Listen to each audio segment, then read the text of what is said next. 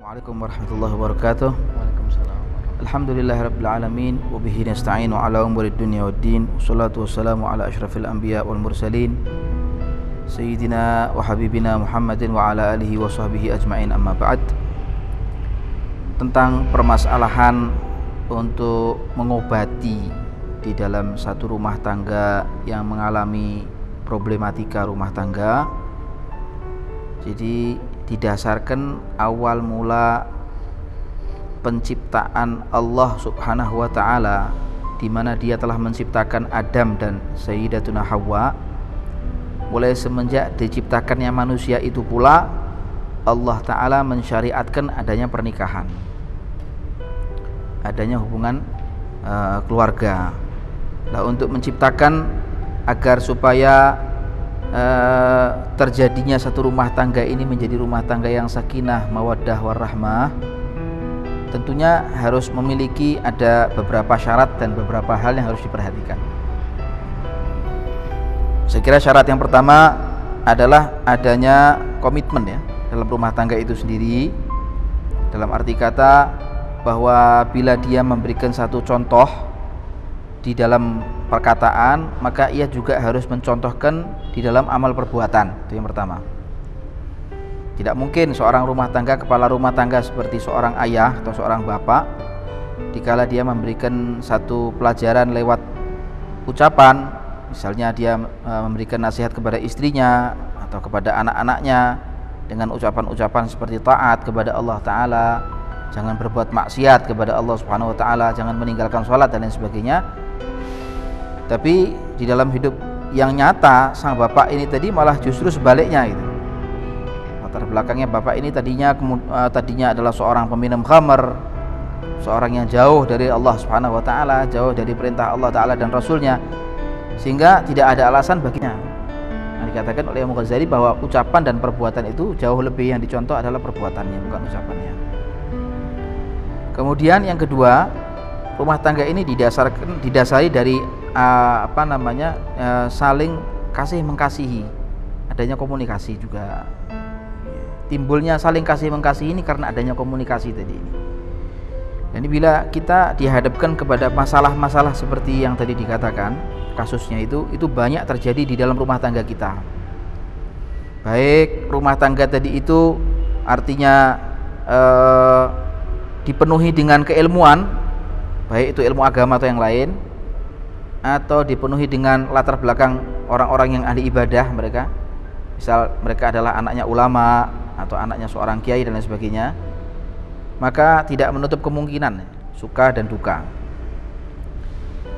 Nah, tapi kalau kita menghadapi satu problematika, maka selayaknya hadapilah yang namanya problematika rumah tangga ini dengan bijak sekali.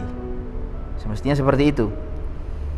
Jadi kalau alangkah baiknya kalau seorang suami atau seorang laki-laki ketika dia akan menikah kepada seorang wanita, terlebih dahulu dia harus memahami apa sih hak yang harus ditunaikan oleh seorang laki-laki sebagai suami kepada istrinya kelak nanti kalau dia sudah menjalin hubungan rumah tangga, apa sih hak-haknya. Nah, ini yang banyak sekali dari kalangan pemuda ini tidak mengerti haknya ini tadi, sehingga timpang tindih begitu loh. Termasuk juga fungsi dari suami dan istri tadi ini tidak ditunaikan atau tidak dijalankan dengan porsinya masing-masing, sehingga kadang-kadang juga suami terkadang dia menjalankan porsinya itu bukan sebagai seorang suami, istri juga menjalankan fungsinya sebagai seorang ibu rumah tangga bukan pada porsinya, sehingga timbul tumpang tindih dan keserasian dalam rumah tangga tadi terganggu, hingga berujung kepada percekcokan dan akhirnya retak rumah tangga itu dengan ujung perceraian. Ini yang kasihan kan juga anaknya sekarang di sini yang jadi korban ini. Nah, ini untuk mengatasi hal yang sudah terjadi seperti ini, kalau itu yang belum terjadi mungkin bisa diperbaiki atau bisa diberikan nasihat. Tapi yang sudah terjadi dan sudah berlarut-larut terlalu lama, saya kira mungkin untuk cara menanganinya setidaknya ya kata-kata yang paling pas buat seorang ibu rumah tangga yang sudah mengalami keadaan yang seperti ini kasusnya, hendaknya ini adalah satu ujian yang diberikan oleh Allah Ta'ala. Karena ujian itu juga ada dua, ada keserasian dalam rumah tangga, kenikmatan, kekayaan, uang banyak, ya, fasilitas pun juga memadai dan lain sebagainya. Itu juga satu ujian, tapi ujian yang sifatnya positif. Tapi juga ada ujian di balik itu, sakit, problematika dalam rumah tangga, cekcok, perceraian dan lain sebagainya. Ini juga harus dihadapkan kepada masalah-masalah yang berkaitan kepada yang berujung kepada Al-Quran dan Sunnah. Artinya kita berkiblat kepada itu. Sekarang kalau kita terjadi sampai adanya percekcokan, Nabi sendiri juga pernah mengalami hal yang semacam ini dengan istri-istrinya, tapi tidak sampai timbul pada sifat perceraian. Karena sifat perceraian ini dikatakan oleh Nabi sendiri, abghadul halali ilallahi at-talaq.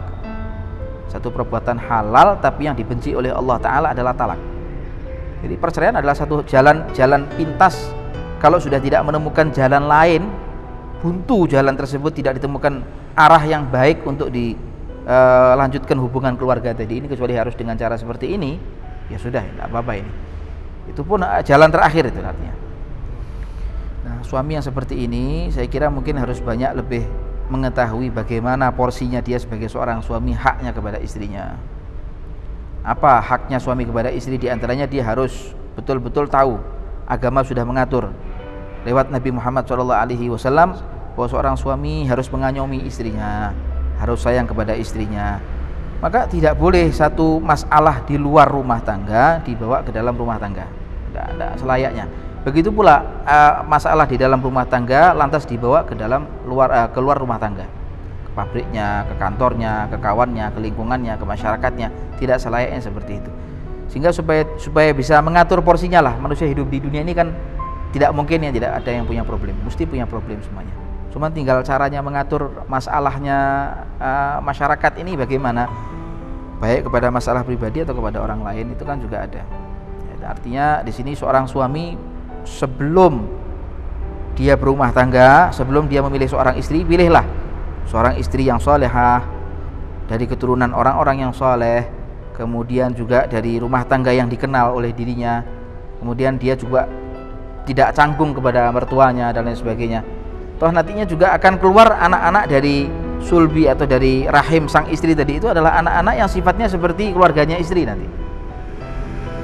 Seperti keluarganya istri itu lebih banyak daripada anak yang dikeluarkan atau anak yang dilahirkan tuh sifat wataknya itu mencontoh bapaknya atau keluarga bapaknya.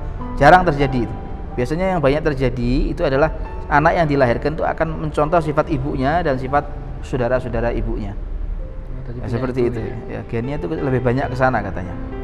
Nah, ini seorang suami dalam mencari pasangan ya, pasangan hidup itu harus sesuai dengan yang diperintahkan oleh agama lah. Yang dikatakan Nabi itu apa? Takhayyaru linutafikumul akfa fa inal irgadassas. Pilihlah akan kau letakkan di mana nutfahmu, karena yang namanya sifatnya anak itu akan sama dengan ibunya yang melahirkan. Kemudian sang suami juga harus tahu porsinya sebagai seorang suami tadi, yaitu mengayomi, melindungi, menyayangi, mendidik. Kalaupun sudah tidak bisa dididik dengan cara yang halus, maka dididik dengan cara yang agak sedikit lebih tegas, tapi bijak, tidak keluar dari batas-batas yang diperintahkan oleh agama. Tidak boleh sampai kita menyakiti, memukul kepala, dan memukul alat vital dan lain sebagainya. Bila hal itu sudah terjadi di masyarakat kita, maka suami ini harus kembali belajar, dia mestinya harus kembali mencari tahu, dan seorang yang mengerti dalam masalah seperti ini harus dihadapkan. Mungkin istri bisa minta solusi kepada seorang tokoh masyarakat setempat yang mengerti tentang bab masalah rumah tangga, bagaimana supaya bisa suami saya itu sadar kembali akan sebagai seorang suami, sebagai seorang kepala rumah tangga, supaya tidak berlaku zalim dan lalim lah kepada rumah tangganya, kepada istrinya, kepada